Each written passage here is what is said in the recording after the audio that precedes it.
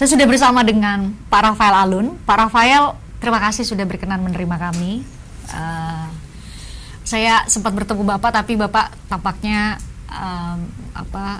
saat itu sangat sibuk sekali membawa berkas, saya lihat ke KPK. Tapi terima kasih saat ini saya punya kesempatan untuk bicara ke Bapak. Pak Rafael sudah mendapat pemberitahuan secara resmi kalau status hukumnya sudah jadi tersangka? Saya pada hari Selasa menerima surat pemberitahuan dimulainya penyidikan. Di situ disebutkan bahwa saya sebagai tersangka. Jadi yang saya terima itu, dan kemarin saya menerima panggilan untuk dilakukan pemeriksaan dalam rangka penyidikan, dan status saya juga sudah sebagai tersangka.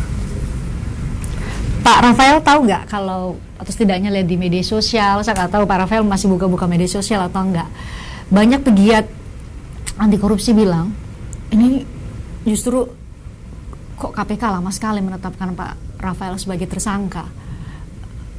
Mereka bilang ya harusnya bukti-bukti yang dimiliki, dan itu kalau ada laporannya dari PPATK ya sudah gampang saja KPK mengolah itu. Kalau dari versi Pak Rafael sendiri benar nggak? Kalau dari versi saya sebetulnya menyerahkan ini kepada pihak dari KPK karena saya tidak mengerti pertimbangan apa dan harusnya seperti apa. Tapi kalau saya sendiri meyakini bahwa saya memang tidak melakukan hal yang dituduhkan.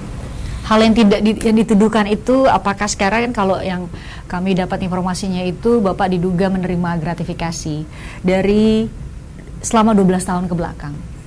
Gratifikasi.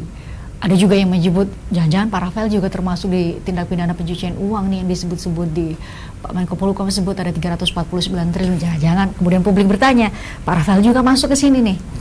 Ini Bapak yang mana? Gratifikasi, TPPU, atau Bapak masih bersikukuh bahwa tidak ada tindak pidana apapun yang Bapak lakukan? Sampai dengan saat ini, saya juga tidak mengetahui bahwa apakah saya masuk yang 349 triliun atau saya dituduhkan melakukan tindak pidana pencucian uang, atau juga saya dituduhkan melakukan penerimaan gratifikasi. Jadi sampai saat ini saya belum tahu, tapi yang jelas di dalam SPDP yang telah disampaikan KPK kepada saya itu menegaskan bahwa saya telah melakukan pelanggaran, yaitu menerima gratifikasi dari orang lain sehubungan saya sebagai ASN gitu. Pak, kalau kami publik itu disampaikannya gini sama banyak aparat penegak hukum, kalau melihat aparatur sipil negara itu apakah dia punya harta wajar atau tidak itu dari ukuran penerimaan gajinya dan disesuaikan dengan golongannya. Jadi kalau Bapak ditanya, saya sudah mendengar jawaban Bapak di banyak kesempatan soal penambahan nilai jumlah harta di LHKPN itu karena ada penambahan atau peningkatan nilai di aset-aset yang Bapak miliki. Tetapi apakah ada hal lain sebenarnya yang mungkin itu menjadi bisa membuka rasio publik, rasional publik bahwa ya wajar Bapak punya harta segitu, mungkin berasal dari keluarga sebelumnya. Bapak mungkin bisa cerita apakah Bapak memang mendapatkan warisan atau ada asal harta yang lain yang mungkin itu seharusnya menjadi kategori wajar seharusnya. Jadi ada sebagian kami peroleh sendiri, sebagian juga dari warisan. Jadi warisan ini berupa hibah dari orang tua saya. Itu ada 3 aset tetap, 2 aset tetap lainnya ada merupakan warisan dari kakek. Jadi 3 ini berupa hibah, 2 berupa warisan dari kakek. Jadi kalau yang selain 5 aset tetap yang saya laporkan itu diperoleh dari hasil usaha, dari penghasilan saya sendiri, penghasilan keluarga saya dalam berusaha, dan ada sebagian juga hutang dari orang tua. Bapak tampak hafal sekali ya detailnya ya. Iya. Jadi kan sebelumnya dari sebelum masuk ke tahap penyidikan Pak masih di waktu itu saya ingat Bapak masih dimintai verifikasi soal LHKPN. Deputi Pencegahan KPK bilang Bapak diduga terafiliasi dengan 4 perusahaan. Itu benar? Terafiliasi dengan 4 perusahaan apa, Bu? Maksudnya saya memang bersama istri saya adalah merupakan satu subjek hukum. Jadi saya dengan istri saya menikah tanpa melakukan perjanjian pemisahan harta. Berarti saya mau membeli aset atas nama istri, atau istri saya mau membuka usaha atas nama istri dan saya misalnya ikut membantu di dalamnya dalam hal memberikan arahan, saya rasa itu sah-sah saja, Bu, sebagai suami istri. Karena kan seorang suami bisa saja membeli aset rumah atas nama istri, bukan berarti itu nomine. Yang saya pemahaman saya nomine itu adalah ketika saya membeli aset atas nama ibu misalnya, Dan tidak punya hubungan keluarga. Betul. Untuk tujuannya mengaburkan. Betul. Kalau ditanya apakah Bapak berkenan cerita, Ibu sebenarnya atau istri Bapak itu memang menjadi seorang pengusaha sehingga wajar memang punya beberapa perusahaan, atau belakangan kan kemudian KPK menyebut Bapak itu dan keluarga itu punya harta di Manado, di Sulawesi Utara, kemudian di Yogyakarta. Kemudian tentu kami berpikir, wah ini jangan-jangan ini nih yang dimaksud nih, ada pengaburan harta melalui aset-aset tersebut atau melalui perusahaan-perusahaan itu. Bapak punya penjelasan soal itu? Jadi begini, Bu, kalau kita melihat bahwa saya dengan istri adalah merupakan satu subjek hukum, jadi jika saya berusaha atau istri saya berusaha, saya memang harus melaporkan dalam SPT PPh orang pribadi saya, karena istri menjadi bagian dari saya. Kemudian dalam LKPN itu saya juga melaporkan secara terbuka atas saham-saham yang dimiliki atas nama istri saya laporkan secara terbuka di dalam LHKPN. Dan itu memang aturannya memang demikian. Jika saya mengatasnamakan orang lain dan tidak saya laporkan dalam LHKPN, nah itu baru jadi masalah. Tapi kan memang ini atas nama istri saya yang menjadi satu subjek hukum dengan saya. Gitu. Jadi Bapak menganggap itu seharusnya tidak patut diduga ada tujuan untuk mengaburkan asal mula harta. Tadi Bapak sudah sebut soal ada juga Deputi Pencegahan KPK menyebut Bapak terafiliasi dengan kantor konsultan pajak tertentu yang juga kami nggak dikasih tahu secara detail itu konsultan pajak mana atau atas nama kantor mana. Itu betul, Pak? Jadi begini, Bu, saya juga awalnya kaget karena memang saya tidak pernah berafiliasi dengan kantor konsultan, apalagi kantor konsultan yang dituduhkan ini konsultan besar. Setelah saya coba cari tahu konsultannya apa, ternyata kantor konsultan ini adalah teman istri saya arisan. Jadi kalau sebetulnya PPATK bisa melihat secara jernih dan menyeluruh, itu bisa melihat bahwa transfer dari berbagai orang, ada 30 orang ibu-ibu, itu istri saya tuh bukan jadi bendahara arisannya.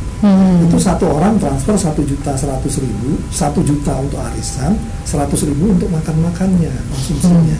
Itu bisa dilihat sebetulnya 30 orang. Nominalnya 1 juta saja, Pak? 1.100.000. Nah terakhir 2 juta, kalau nggak salah terakhir 2 juta. Nah kebetulan pada suatu ini asuransi arisan ini sudah berjalan dalam waktu 3 periode, berarti sudah 3 tahun. Jadi setiap 1 tahun sekali selesai, dilanjutkan 1 tahun sekali selesai, setahun sekali selesai. Nah pada saat teman istri saya yang berprofesi sebagai konsultan pajak ini mendapatkan arisan, saat itulah istri saya transfer arisan ke yang bersangkutan. Itu 30 juta.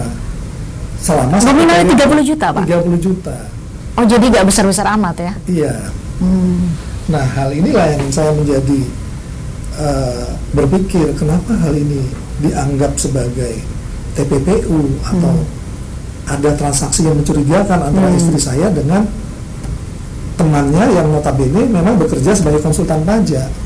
Harusnya kan dilihat apakah memang ini rutin si konsultan pajak memberi istri saya, atau memang dalam rekening itu ada 1 juta masuk secara bersamaan dalam suatu tanggal tertentu, kemudian dikembalikan kepada salah satu dari member 30 orang ini, kan harusnya seperti itu. Itu sudah Bapak sampaikan ke KPK waktu diminta verifikasi soal ya kenapa ada aliran dana dari seorang yang berprofesi sebagai konsultan pajak dengan istri Pak Rafael? Waktu proses klarifikasi LHKPN itu memang saya belum mengetahui ada itu. Setelah saya baca di media, kemudian dalam proses penyelidikan saya dipanggil lagi untuk diperiksa, itu sudah saya sampaikan. Ya. Angka lain yang membuat kami kaget adalah soal angka uang yang disimpan di STB, Pak. Ya. Ini banyak banget ya, pasti ketika mendengar nominalnya. Itu kemudian publik berpikir bahwa jangan-jangan Pak Rafael juga mau mengaburkan uang lewat STB nih. Itu memang sengaja dikaburkan, Bapak sengaja menyimpan, sepengetahuan semua orang, atau bagaimana? Kalau saya mau mengaburkan uang yang ada di SDB, tentu SDB-nya nggak atas nama saya, itu dulu. Atas nama Bapak ya? Atas nama saya SDB-nya. Saya hanya menyembunyikan sebetulnya dari keluarga saya. Keluarga dalam arti? Dari istri dan anak-anak. Kenapa harus disembunyikan, Pak? Karena saya khawatir, saya ini kan ASN. Kalau istri dan anak saya tahu jumlah uang yang kami miliki, tentunya keinginan untuk ini itu pasti timbul, dan itu akhirnya akan membuat ketidaktenangan saya dalam mengelola rumah tangga. Jadi memang uang ini hasil dari penjualan aset-aset saya, aset tetap saya di tahun 2010, yang pada saat itu sudah saya tukarkan ke mata uang asing. Nah, kalau kita lihat dari jumlahnya, nanti saya bisa jelaskan secara detail bahwa itu memang connect dengan angka yang sudah ada di LHKPN, di SDB. Saya tidak melaporkannya di LHKPN, tidak melaporkannya di SPT, karena saya takut nanti pertama istri saya tahu. Jadi yang saya tutupin itu sebetulnya.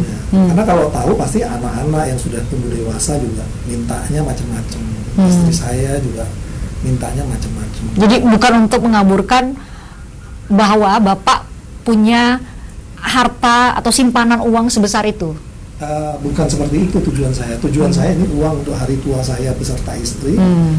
Hanya untuk kami berdua saja, tapi tidak untuk sekarang digunakannya. Oke. Kalau gitu saya mau kalau Bapak berkenan, saya mau bertanya soal latar belakang keluarga Bapak, termasuk kenapa sih Bapak kemudian masuk ke STAN dan memilih profesi sebagai ASN, spesifik kemudian jalan karirnya ke Direktorat Jenderal Pajak. Baik, terima kasih Bu. Jadi kalau latar belakang keluarga saya, ayah saya dokter TNI, kemudian beliau terakhir meninggal umur 47 tahun sebagai kepala rumah sakit tentara di Kalimantan Barat, di Pontianak. Nah kemudian beliau juga praktek dokter di sore hari, di mana saya juga sering ikut membantu membuat tagihan terhadap pabrik-pabrik yang menjadi langganan praktek dokter di tempat ayah saya. Nah kemudian yang kedua, ibu saya ini seorang apoteker lulusan dari UGM juga, bapak saya juga dari UGM. Di Pontianak itu juga membantu ayah saya dalam hal obat-obatannya. Kemudian almarhum ibu saya juga memiliki usaha penggergajian kayu, sawmill, dan sebagai importir barang pecah belah, di mana barang pecah belah tersebut disampaikan dijual oleh toko-toko pengecer di Pontianak. Dan saya, kakak saya, adik saya semua tidak sekolah di STAN dan tidak ada yang menjadi pegawai negeri. Saya dulu memilih STAN, saya diterima di UGM dan diterima di STAN. Saya memilih di STAN karena saya ingin lepas dari orang tua. Karena lepas dalam arti? Karena ibu saya mendidik kami berempat ini sangat disiplin dan keras, lebih keras dari cara mendidik ayah saya. Jadi kita semua berempat laki-laki ini sebetulnya nggak ada yang tahan di rumah. Jadi bagaimana caranya kita mencari jalan keluar dari rumah? Saya bisa melarikan diri tanda kutip ke STAN, adik saya melarikan diri ke Jepang.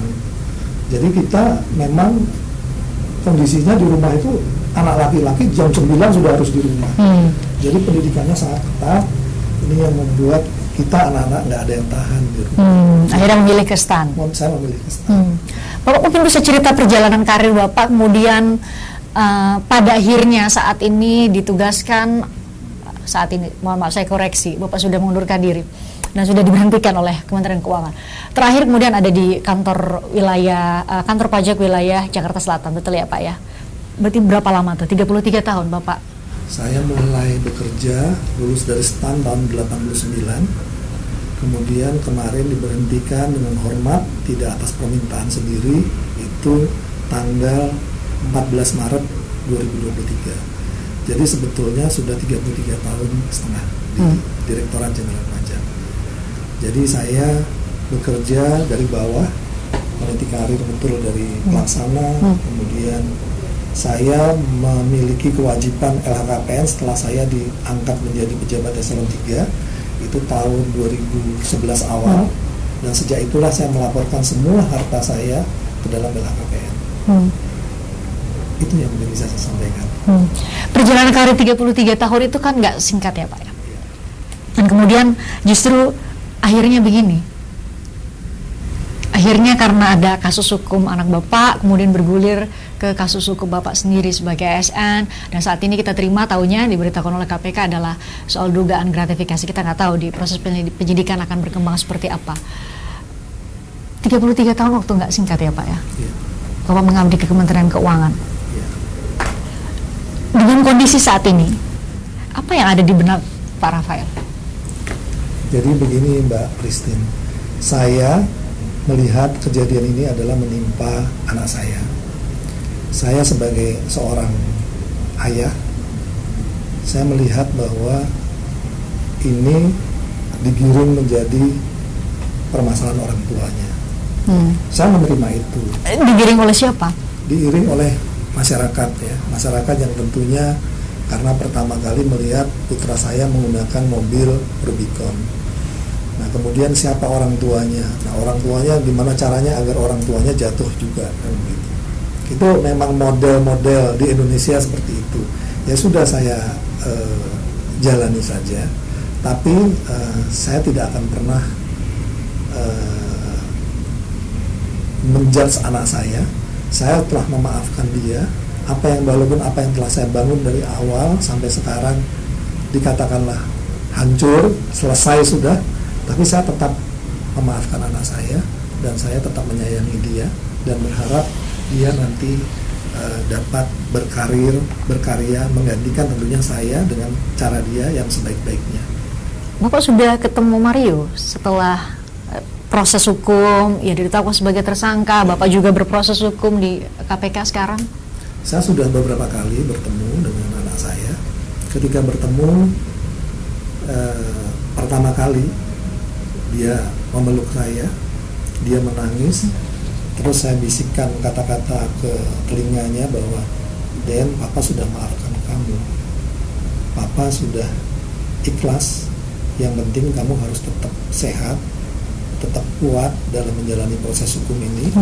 Kamu harus bisa belajar bertanggung jawab, harus bisa menyelesaikan ini sendiri. Papa mencoba membantu kamu dengan mencarikan kuasa hukum untuk mendukung apa yang telah kamu lakukan dan mempertanggungjawabkan apa yang telah kamu lakukan. Kalau saya melihat, saya sampaikan juga ke anak saya, yang kamu lakukan ini sebetulnya sudah di luar batas. Bapak mengakui itu sebagai orang tua anak Bapak memang salah? Iya, saya mengakui bahwa anak saya memang salah, dan saya pada setelah hari kedua istri saya menghadap kepada menemui orang tua dari Ananda David untuk menyampaikan permohonan maaf, dan hari ketiga saya hari kedua belum bisa ikut karena pada saat itu saya mempersiapkan diri saya untuk mengikuti proses talent di Kementerian Keuangan untuk meraih jabatan yang lebih tinggi. Tapi ternyata keesokan harinya masalah menjadi semakin membesar, sehingga saya memutuskan untuk saya akan mendampingi anak saya daripada saya ikut mengembangkan jabatan saya. Saya rasa itu tidak, saya rasa lebih penting untuk anak saya. Jadi pada saat kasus Dendi bergulir, sebenarnya Bapak tengah mau menjalani proses untuk mendapat kesempatan penempatan di jabatan tertentu? Iya. Sebenarnya? Sebenarnya pada sehari sebelum 2 hari sebelum kejadian itu saya malam masih di kantor.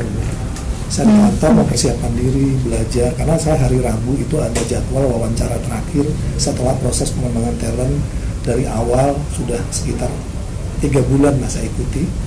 Kemudian wawancara terakhir itu hari Rabu. Hari Senin kejadian, saya masih di kantor, tapi saya belum tahu ada kejadian. Saya pulang 7:30, saya telepon dia dengan maksud mengajak dia makan malam, karena saya berupaya makan siang bareng, makan malam bareng di sela-sela kesibukan saya. Kemudian pada hari kejadian, hari Senin saya telepon itu, dia mengatakan, "Pak, aku lagi ditahan." "Hah, kenapa?" Aku berani. Itu posisi Bapak masih di kantor ya? Saya sudah pulang ke rumah nyari dia mau ngajak makan malam. "Hah, kenapa?" "Aku berantem, Pak." "Aduh, kenapa kamu berantem lagi?" Karena anak saya ini sudah sebelumnya pernah juga berantem sama orang. "Udah, Den, kamu coba selesaikan dengan baik, tanggung jawab." Saya nggak mengira kalau ternyata yang dia lakukan di luar batas normal yang saya rasa. Nah, kemudian pada saat itu dia mengatakan kepada saya, "Pak, Papa mau kesini nggak?" "Loh, Papa kesitu ngapain?" "Ya ini Pak, ini kan begini." Saya sampaikan, "Den, kamu yang berbuat, belajarlah menyelesaikan sendiri, belajarlah bertanggung jawab." Saya nggak menyangka kalau kejadiannya itu separah itu. Nah, kemudian malam itu saya dengar dia dipanggil diajak ke polsek, dibawa ke polsek. Saya mulai gelisah, ini ada apa sebetulnya? Tapi saya tetap mencoba tenang, mencoba biarkan dia menyelesaikan sendiri. Kemudian keesokan harinya, malam itu saya telepon istri saya, Mama segera pulang karena Papa nggak mungkin bisa ngurusin Dendi. Papa harus mempersiapkan diri untuk bertahan Papa sendiri." Kalau boleh tahu Bapak bersiap untuk mendapat jabatan apa waktu itu? Saya mendapatkan kesempatan untuk menjadi kepala kantor wilayah di Sumatera Utara 2. Tapi sudahlah, itu sudah masa lalu bagi saya. Karena pada saat saya di hari ketiga saya bertemu anak saya menangis dan kondisinya juga sudah ramai di publik. Saya melihat bahwa saya harus mendampingi anak saya. Saya percuma mementingkan diri saya sendiri, berkarir saya, walaupun itu harapan hidup saya dari awal saya bekerja. Tapi saya melihat kondisi seperti ini, saya harus mendampingi anak saya. Dan saya pada saat itu menyampaikan kepada anak saya, Papa akan mundur dari karir Papa untuk mencoba mendampingi kamu. Itu saya sampaikan pada malam itu. Dan setelah itu saya mencoba berjumpa dengan orang tua Ananda David.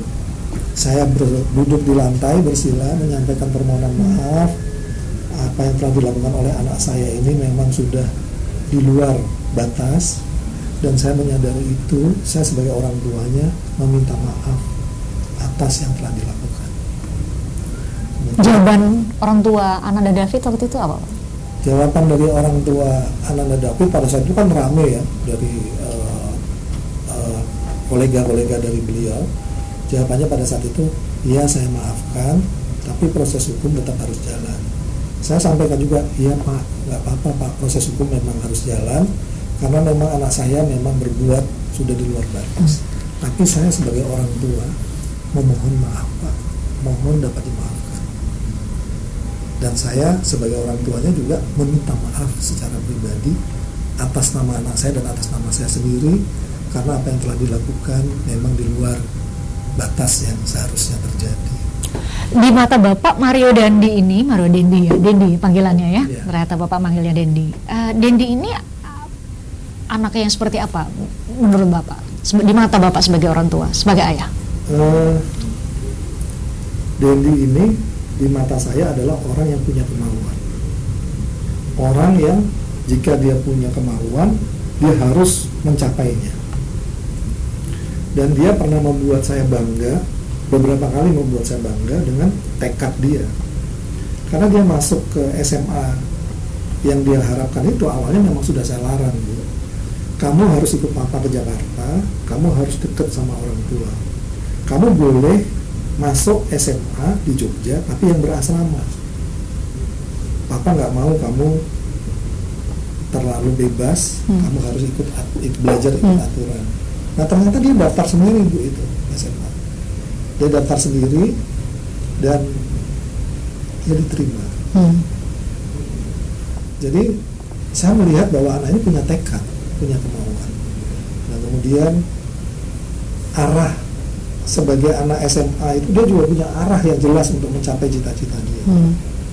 Tapi memang dia mudah ke-distract dengan wanita, dengan emosi, seperti itu. Pak, jadi pertanyaan kan sebenarnya menjadi masalah pemicu ini adalah ketika akhirnya warganet melihat Dendi menggunakan mobil yang bagi ukuran kita, masyarakat kita itu mewah, dan mungkin orang-orang yang sudah mapan dan bukan di usia Dendi yang biasanya memiliki mobil Rubicon atau menggunakan mobil Rubicon. Bapak punya penjelasan mengapa seorang Dendi, anak Bapak, kemudian bisa mengendarai mobil Rubicon? Apakah itu sekadar hadiah orang tua yang sayang pada anaknya, atau ada cerita di balik Rubicon yang nanti saya tanyakan tadi ya, mengenai asal mula Rubicon juga, Pak? Ya. Jadi begini, Bu, Rubicon itu saya beli bulan Agustus tahun 2021. Buat saya sendiri. Okay. Jadi pada saat itu saya ulang tahun di Agustus, saya ingin menghadiahi diri saya sendiri. Saya beli Rubicon. Ternyata setelah saya tumpangi sendiri, kok ini nggak enak banget. Saya mual. Nah itu. Saya mual, terus saya coba tawarkan ke kakak saya, kamu mau beli nggak? Kan bisa kamu jual lagi. Karena aku mau beli mobil yang seperti Land Cruiser, seperti itu, yang lebih enak lah yang dikendarai. Akhirnya diambil kakak saya di bulan Desember tahun 2021. Nah Rubicon ini adalah mobil bekas, Bu. Di publik beredar kabar bahwa saya membeli dengan nominal orang lain yang tinggal di dalam gang. Itu benar nggak? Nah saya kan beli ini mobil bekas, Bu. Mobil ini mobil tahun 2013. Jadi karena ketika saya beli memang sudah atas nama dia. Mobilnya mobil beli bekas langsung kepada orang yang pemilik sebelumnya atau lewat biasanya? Saya beli di showroom. Oke. Iya, di showroom mobil bekas. Setelah saya beli, saya lihat kan bahwa STNK-nya selesainya bulan Februari tahun 2022. Sementara Desember sudah saya jual. Jadi kayak kita beli mobil bekas kan pasti atas nama orang sebelumnya. Nah itu yang terjadi.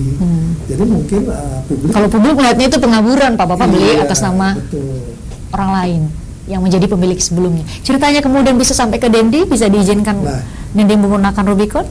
Kan niat kakak saya membeli mobil ini juga tujuannya mau dijual kembali, karena dia, kakak saya ini bekerja tadinya sebagai kepala cabang di salah satu dealer mobil. Nah dia tahu bahwa ini dia bisa mengambil margin dari kendaraan ini. Dia beli, terus dia lihat bahwa teman-temannya anak saya ini banyak anak-anak orang kaya. Jadi dia suruh pakai anak saya itu tujuannya untuk ditawar-tawarkan. Begitu. Ditawarkan supaya bisa beli mobil juga di showroom tempat. Enggak, supaya mobilnya ini bisa laku dijual. Gitu. Tapi kan kalau kami lihat di media sosial itu ada Dendi foto di situ, kemudian dipamerkan di media sosial, termasuk mungkin Bapak sudah lihat ya videonya berulang kali. Saya nggak tahu itu berapa kali di repost atau di reshare. Pakai motor gede, Pak. Kalau motor gede kok diizinkan, Pak, Dendi pakai motor gede? Jadi memang dia ini salah satu keponakan yang paling dekat dengan kakak saya yang penggemar mobil tadi. Dia penggemar mobil dan penggemar Harley. Dia punya Harley juga di rumah tuh dua. Jadi satu ini sering dipakai kalau orang punya Harley, biasanya pengen Harley-nya jalan.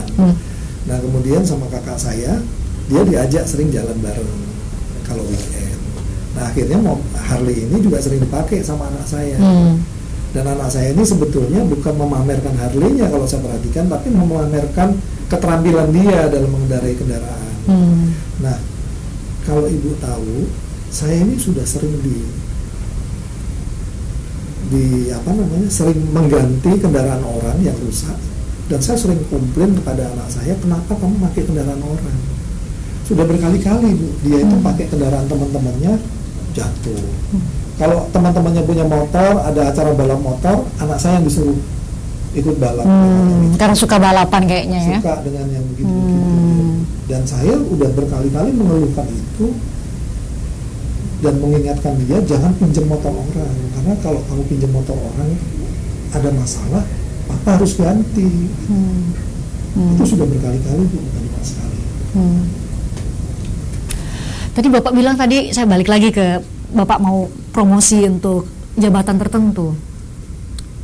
Bapak menggambarkan perjalanan Bapak 33 tahun di Kementerian Keuangan, yang ternyata Bapak entahlah itu berkebetulan ada kejadian ini, dan ternyata Bapak juga tengah mau menjalani proses promosi ya, karena mau naik jabatan.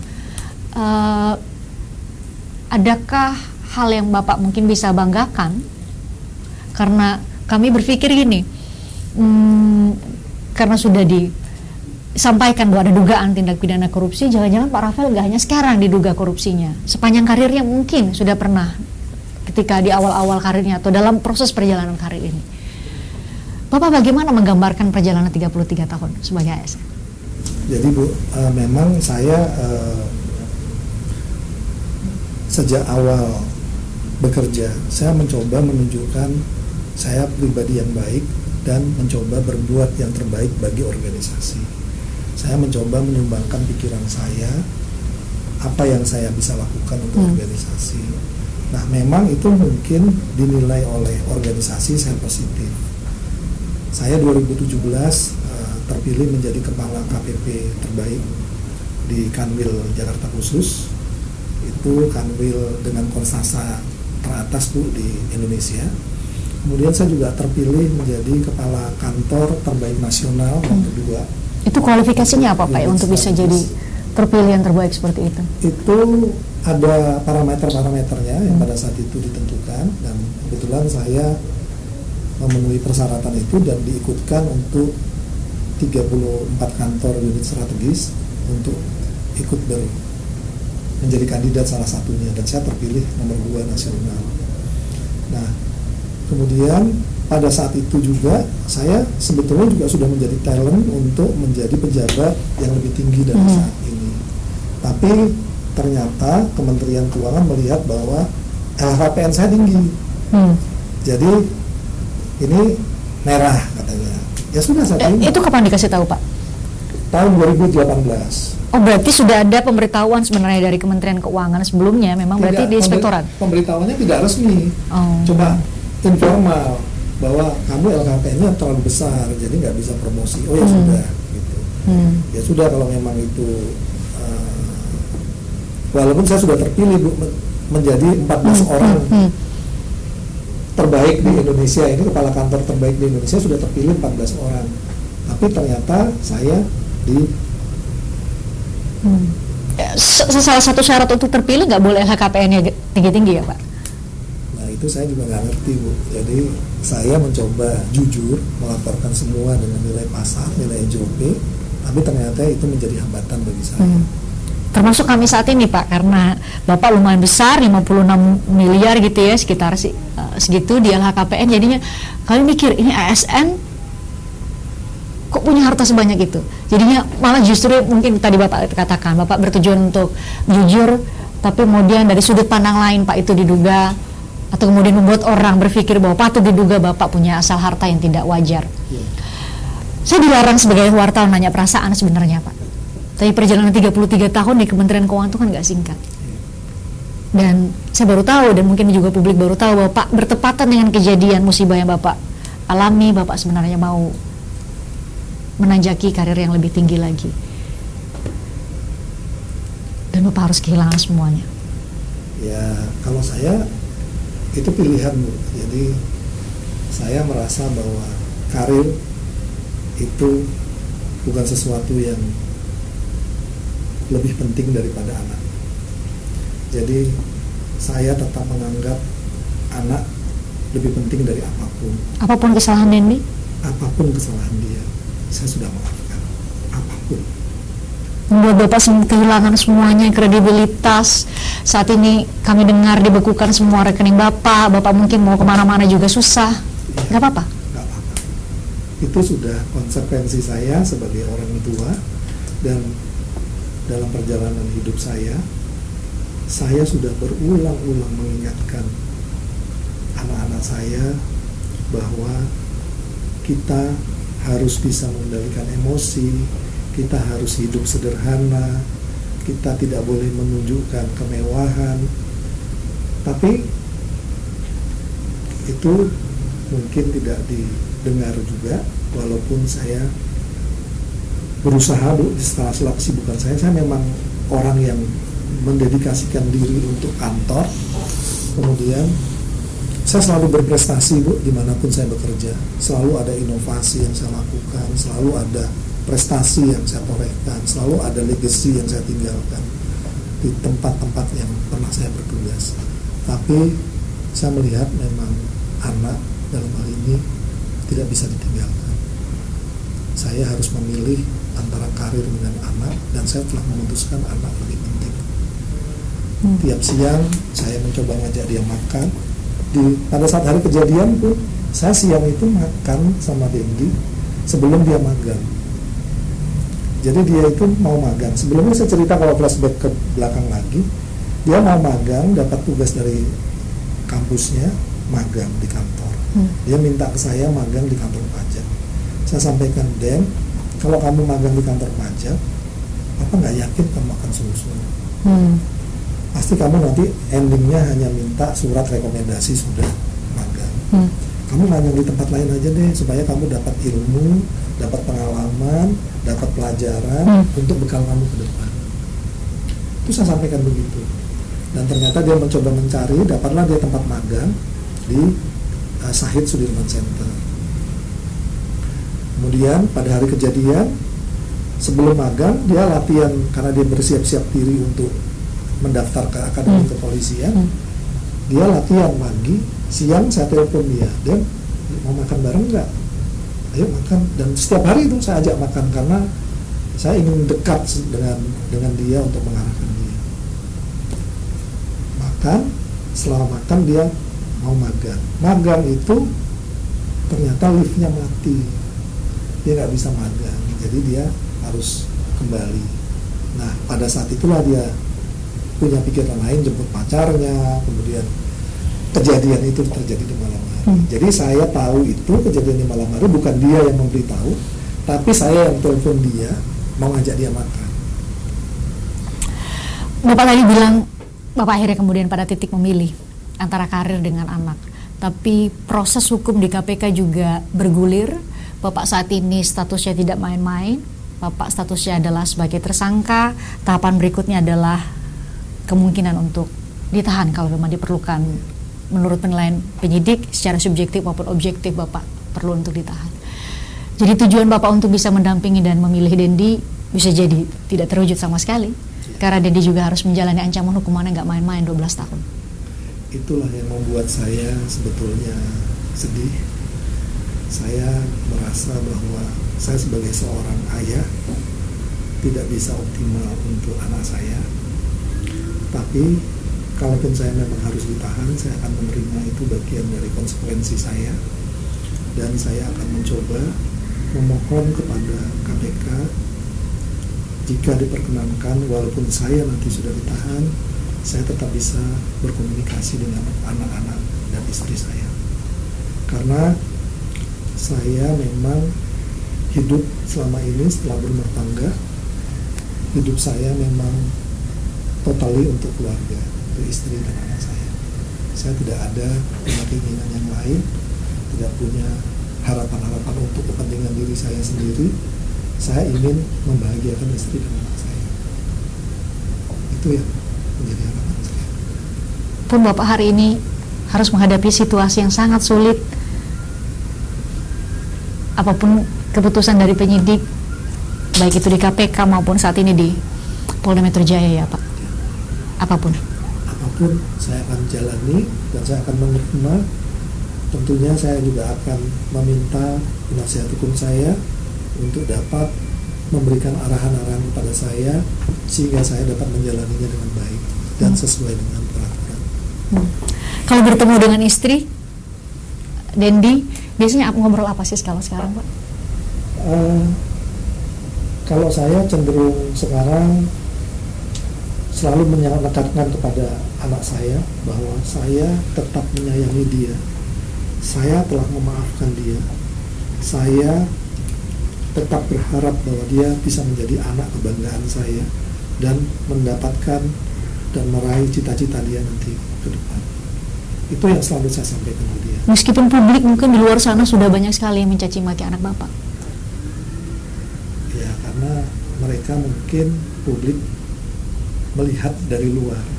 Mereka tidak melihat bahwa kami dalam satu keluarga ini sebetulnya keluarga yang saling menyayangi, bahwa orang boleh menilai anak saya lepas kendali, tapi di belakang itu kami saling menyayangi. Dan saya melihat bahwa tadi beberapa waktu yang lalu ketika anak saya tahu kondisi saya seperti ini, dia juga menangis. Bukan menangisi masalahnya dia, tapi menangisi orang tuanya yang sudah menjadi bulan-bulanan oleh publik. Dan dia menangis. Kami lihat di video waktu dirilis, banyak yang kemudian menafsirkan, netizen, warganet bilang, wah nih Dendi ini gak ada ekspresi rasa bersalah nih, menurut netizen. Sebetulnya kalau saya sebagai orang tuanya yang bisa melihat kesehariannya dia itu bersikap seperti itu tuh dia ingin menunjukkan bahwa dia itu mau bertanggung jawab. Karena dia tidak akan lari dari tanggung jawab. Itu yang selalu saya ajarkan ke dia. Tapi dia memang, saya lihat dia nangis pertama kali itu ketika bertemu dengan saya, dia nangis. Kemudian itu sudah ditetapkan sebagai tersangka? Sudah waktu di Polres Jakarta Selatan. Kemudian yang kedua, ketika ada rekonstruksi, itu Dendi menangis. Ketiga, ketika dia tahu bapaknya jadi bulan-bulanan publik, itu dia nangis. Termasuk sudah tahu Bapak sebagai tersangka saat ini? Sepertinya dia sudah tahu dari media. Dan saya tahu bahwa dia sangat sedih. Saya tahu dia kecewa dengan dirinya sendiri. Dia sudah melakukan hal-hal yang di luar batas.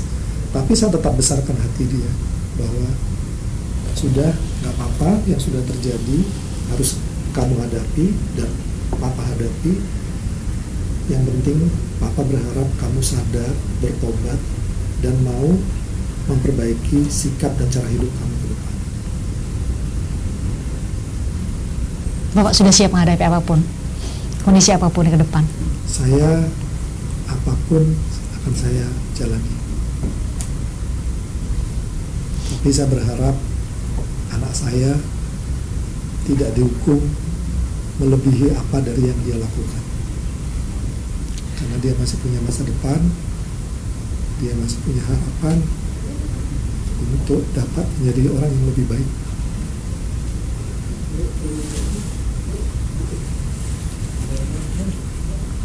Bapak bagaimanapun tetap adalah orang tua yang berharap anaknya bisa lebih baik. Ya, saya menyayangi dia. Sama juga saya menyayangi anak-anak saya yang lain.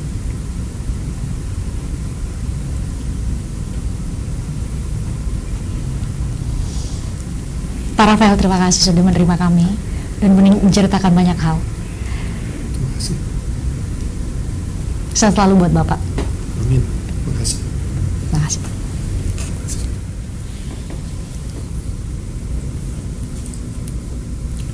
Jadi ikut terharu, Pak.